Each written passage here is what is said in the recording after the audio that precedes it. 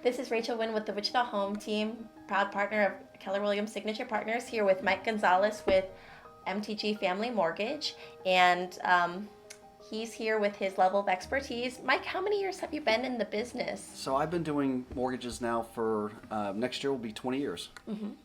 Started out at a bank and didn't know I was going to be doing mortgages 20 years later. Just took a college job and realized that I like loans, and here I am. That's awesome.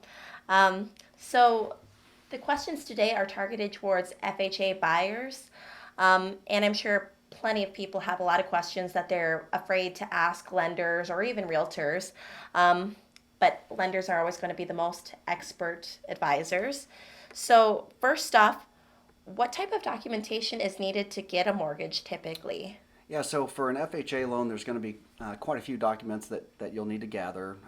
Pay stubs, W-2s, you'll have to have identification. Okay.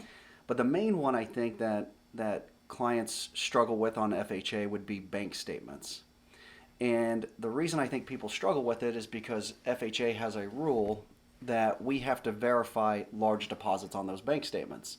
So if you're planning on buying a home, one thing that you could start really thinking about is, what are you doing with those large deposits? Because any lender is going to ask for probably 2 months worth of bank statements. And then the lenders review it, and if there's a large deposit, and FHA defines a large deposit as 1% of the purchase price, so a $200,000 home, anything over $2,000, the lender has to find out where that money came from. Okay, interesting.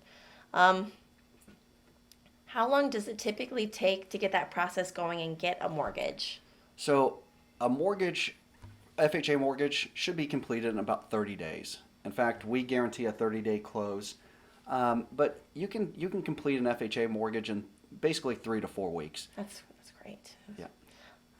And I think a lot of people don't know the difference between a pre-approval and a pre-qualification. Which one is stronger if you're a buyer as well? Yeah, so a pre-approval means that the file has went through underwriting. So it's a full underwritten file. You're going to have to provide those documents that we talked about in the beginning, and that file is going to go to underwriting. A pre-qualification is running a loan through what we call an automated underwriting system and getting an approval from that automated underwriting system. So an underwriter hasn't reviewed it, but it's still been looked at enough that that somebody could issue a pre-qualification. So the stronger one's going to be a pre-approval, because that means it's already been through underwriting. Not only that, but it actually will help speed up the loan process, because once you do find that home, you've already been through underwriting, and you're basically just waiting on the underwritten conditions and getting it through, getting the appraisal through. This has been Rachel Nguyen with the Wichita Home Team with Mike Gonzales with MTG Family Mortgage. Thank you for watching. Thank you.